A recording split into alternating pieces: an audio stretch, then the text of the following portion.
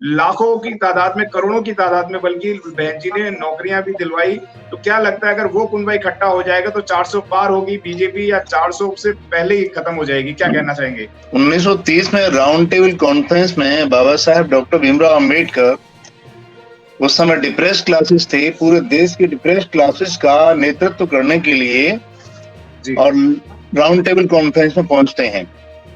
जी आपको ये जानकारी होगी कि 14 करोड़ उस समय अनटचेबल्स थे। अनटचेबल्स का मुद्दा पहली बार राउंड टेबल कॉन्फ्रेंस में उठाया गया था जी और ये लंदन की टेबल पर पहली बार ये प्रश्न उठा, जी जहां पूरे देश की, दुनिया की ताकत एक तरफ लगी थी, अकेले बाबा साहब राउंड टेबल कॉन्फ्रेंस में भारी पड़ गए थे। मैं इसी तरीके से आना चाहूंगा विषय पर कि भारत में जितने भी पॉलिटिकल पार्टी बनी हैं जी और इस समाज को जिस तरह से भी उन्होंने चलाया या छद्म तरीके से उनके प्रयोग किया गया, और ये चाल मान्यवर कांसीराम जी ने जब समझ में आई उनके, तो उन्होंने समाज की दशा और दशा को बदला। जी तो कांसीराम साहब का जो मूवमेंट है वो एक तरीके से इस तरीके से चला कि इसमें स्ट्रेटेजी कम होती है, राजनीतिक चालबाजी कम होती है। मतलब ये था कि धरातल पर जाकर के उनके अधिकारों की रक्षा कौन करेगा। जी मान्यवर कांसीराम जी के जाने के बाद में बहन जी निरंतर प्रयास में हैं कि सामाजिक रूप से समाज को जगाया जाए, झकझोरा जाए, प्रबुद्ध भारत को बनाया जाए। जी तो आप जब भी देखते हैं कि माननीय कांसीराम साहब के जाने के बाद और उनके पहले भी बहन जी का आंदोलन बड़े पैमाने का आंदोलन है, सामाजिक आंदोलन रहा है, शैक्षिक आंदोलन रहा है और बौद्धिक आंदोलन है। जी ग्रास रूट पर, जमीनी लेवल पर आप तुलना करेंगे तो इस तरह की कोई तुलना नहीं है। एक तो एक तरह से बिल्कुल मान लीजिए कि बहुत भारी संख्या में लोगों के कारपोरेट जगत की मंडली बैठी हुई है, और जी एक तरफ जनसाधारण जो समाज जमीन पर पड़ा हुआ है या जो बहुत नीचे से पहले से सताया गया है, जिसे हम सर्वहारा और शोषित कहते हैं, वो शोषित सर्वहारा समाज देख रहा है कि हमारी दशा और दिशा को कौन बदलेगा। तो आप जी देखें कि राजनीतिक चिंतन से अलग हटके देखने की जरूरत है कि हमें प्रबुद्ध रूप से आज जनमानस उनकी बात पर इतना भरोसा करके बैठा है और वो फिर ये उम्मीद कर रहा है कि जिस तरीके से 3-4 बार सत्ता में बैठे रहे हैं, आज मैंने शायद एग्जाम्पल कभी पहले भी 1-2 बार दोहराया है कि 15 मार्च 1984 को जब DS4 के माध्यम से पूरे देश से साइकिल चल करके दिल्ली आई थी, कांसीराम जी ने संबोधन किया था, तो BBC लंदन ने भी ये बताया था कि कम से कम 4 लाख साइकिल देश से चल के आई है। और साइकिल को ही क्यों चुना गया, आप इसी से तुलना करिएगा। जैसे इलेक्ट्रल बॉन्ड की बात हो रही है, तो भाई धन्नासुर जिनके पास में दौलत संपत्ति रही होंगी, उन्होंने जिन पार्टियों से सरोकार रहा होगा, चंदा दिया होगा। लेकिन इस तरीके से सामाजिक आंदोलन जो कांसीराम जी ने चलाया था कि भाई जिनके पास में न पूंजी है, न दौलत है, न पेट्रोल खर्च कर सकते हैं, तो वो लोग साइकिल से चल करके कश्मीर से कन्याकुमारी और कोहिमा से लेकर नागालैंड तक साइकिलों से चल करके आए थे। तो जो शक्ति सामाजिक रूप से समाज में जगाने का काम किया था बहुजन समाज पार्टी के माध्यम से, वही आंदोलन अब पुनर्जीवित हो रहा है। समाज जाग रहा है, समझ रहा है कि मेरा हित कहाँ है। जी बाबा साहब के संविधान, जो बाबा साहब का संविधान है, देश का सर्वोत्कृष्ट संविधान, विश्व के सभी संविधानों में उत्कृष्ट संविधान, हम उस संविधान की बात करते हैं, आत्मरक्षा की बात करते हैं, आजादी की बात करते हैं, शिक्षा के अधिकारों की बात करते हैं। तो आप किसी भी एंगल से ले लें तो निश्चित रूप से बहुजन समाज पार्टी की आइडियोलॉजी, विचारधारा और दूसरी अन्य पार्टी की तुलना में भारी होती पड़ती दिखाई देती है। प्रश्न ये है कि हमारे पास ये निश्चित रूप से संसाधनों के अभाव होने की वजह से ये विचारधारा गांव-गांव तक पहले ही पहुंची हुई है।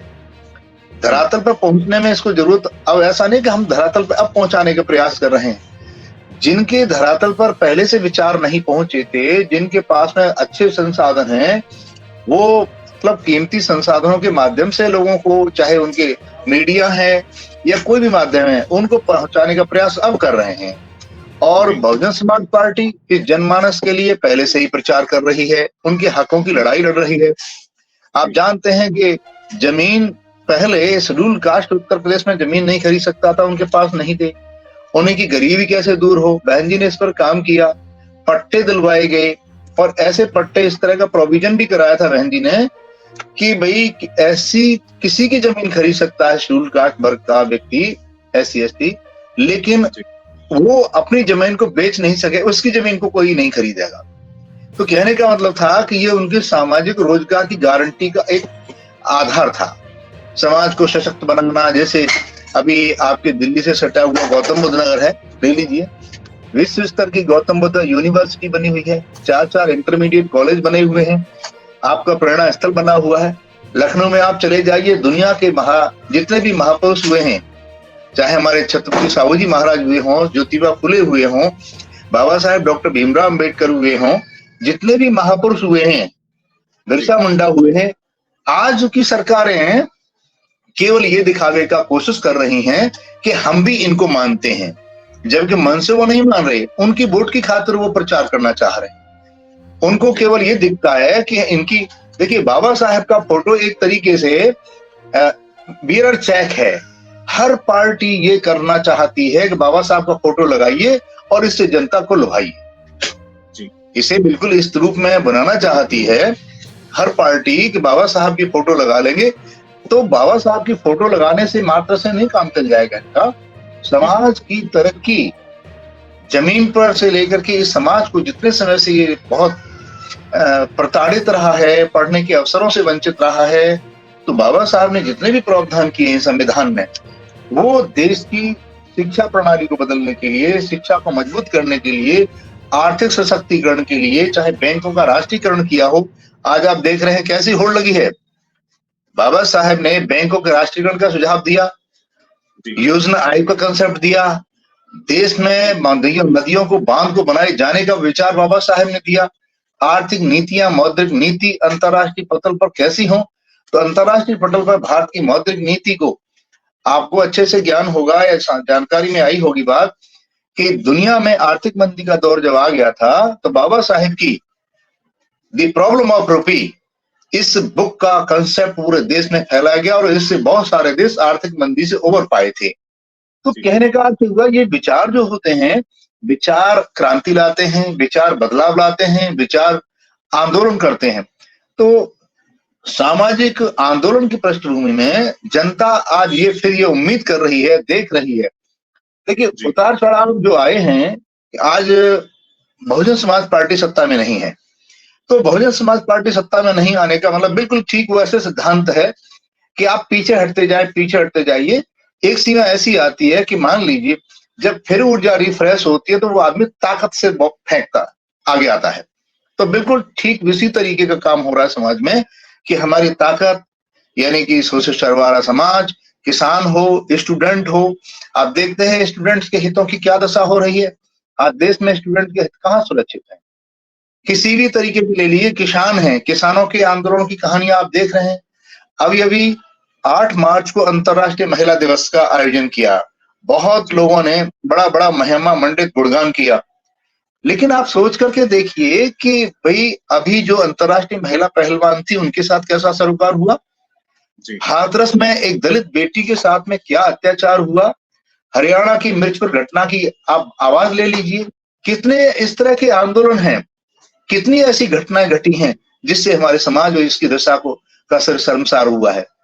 तो आज फिर समाज को ये समझने की जरूरत महसूस हो रही है कि मेरा स्वाभिमान कैसे जिंदा बचेगा, मेरी ऊर्जा कैसे समाज के काम आएगी, मेरे बच्चे कैसे इस वक्त 2024 के चुनाव में जितने भी बहुजन समाज के लोग हैं, क्या समर्थन में खड़े होते हुए नजर आएंगे? क्या कहना चाहेंगे वरुण जी? बिल्कुल निश्चित रूप से सर। देखिए 2024 के पार्लियामेंट के चुनाव का बिगुल बजने जा रहा है। पार्टियां अपने अपने दम पर प्रयास कर रही हैं, पार्टियां अपने अपने गठजोड़ की राजनीति बनाते फिर रहे हैं। एक सामान्य सा फॉर्मूला जान लीजिए, भारत में सभी पार्टियां कहीं न कहीं, चाहे एनडीओ या कोई भी हो, गठबंधन, ये गठबंधन का कंसेप्ट है। भारत में केवल एक राष्ट्रीय पार्टी बहुजन समाज पार्टी है जो किसी भी गठबंधन की पार्टी नहीं है। आज हम आपके लिए लेकर आए हैं बहुजन समाज की एक ऐसी किताब, कहीं हम भूल ना जाएं, एक ऐसी ऐतिहासिक किताब है जिसके अंदर आपको ऑडियो वीडियो देखने को मिलना है। ये पहली बहुजन समाज की ऐतिहासिक किताब है जिसके अंदर आप वीडियो भी देख सकते हैं। अब किताब के अंदर कैसे वीडियो देख सकते हैं ये मैं आपको पहले दिखा दूं। आइए तो हम देखते हैं। सबसे पहले आपने करना ये काम है कि किसी भी पेज पर मोबाइल द्वारा आप गूगल पे जाएंगे और गूगल पे जाने के बाद आपको कैमरे का निशान नजर आता है। इस कैमरे पे आप क्लिक करेंगे तो ये QR कोड को स्कैन कर लेगा। स्कैन करने के बाद यहाँ पर आप देखेंगे ये लिंक आ गया। आप जैसे लिंक पर क्लिक करेंगे आपकी वीडियो चालू हो जाएगी, यानी कि आपको एक सटीक जानकारी मिलने वाली है, एक ऑथेंटिक जानकारी मिलने वाली है। बहुजन समाज की पहली ऐतिहासिक किताब है जिसके अंदर आपको तमाम महापुरुषों की जानकारी मिलने वाली है। आप इस किताब में देख पाएंगे तथागत सम्यक बुद्ध जिनकी पूरी जीवनी आपको मिलने वाली है, महान सम्राट अशोक जिनका जीवनी आपको इसके अंदर पूरी मिलने वाली है, संत कबीर दास, संत शिरोमणि गुरु रविदास, सम्राट मीर भोज जिन्होंने इतिहास रचने का काम किया, गुरु घासीदास बाबा, वीरांगना झलकारी बाई, वीरांगना उदा देवी पासी, नागेली वीरांगना की कहानी, एकलव्य जिसका अंगूठा काट लिया था धोखे से, चोखा मेला हरिचंद ठाकुर, ज्ञानदीप छत्रपति शाहूजी महाराज, बिरसा मुंडा, ज्योतिबा फूले, माता सावित्रीबाई फूले, फातिमा शेख, EV रामास्वामी, स्वामी अच्युतानंद, बाबा साहब डॉक्टर BR अंबेडकर जिनका मूल ग्रंथ आपको इसमें छोटी सी किताब में मिलने वाला है। आप ऑडियो भी देख सकते हैं, वीडियो भी देख सकते हैं। माता रमाबाई, मोतिया रावण कंगाली, सरदार उधम सिंह, ललई सिंह यादव, दशरथ मांझी, शिव दयाल सिंह चौरसिया, कपूरी ठाकुर, भवरी देवी, मान्यवर काशीराम साहब जिन्होंने इतिहास को दोबारा दोहराने का काम किया था, वीरांगना फूलन देवी, बहन कुमारी मायावती, संकल्प भूमि और पूना पैक्ट। बहुजन समाज का एक मूल ग्रंथ यह आपके पास आ गया है और आप इसको बिल्कुल भी देरी ना करें। तो साथियों, अगर आप ये किताब मंगाना चाहते हैं तो डिस्क्रिप्शन बॉक्स में जो आप नंबर देख रहे हैं इस नंबर पर आप हमें अपना ऑर्डर बुक करा सकते हैं। कितनी किताब आपको चाहिए? यदि आप चाहते हैं कि यह किताब पूरे भारतवर्ष में घर घर नजर आए तो आप इस वीडियो को ज़्यादा से ज़्यादा शेयर करें, लाइक करें, शेयर करें, अपने कमेंट हमारे सुझाव बॉक्स में ज़रूर दें और किताब को अपने घर पे मंगाना बिल्कुल भी ना भूलें। अगर आपने अभी तक हमारा चैनल सब्सक्राइब नहीं किया है तो सब्सक्राइब करें और घंटी का बटन बिल्कुल भी दबाना ना भूलें ताकि सभी लेटेस्ट खबरें पहुंच सकें आप पे सबसे पहले।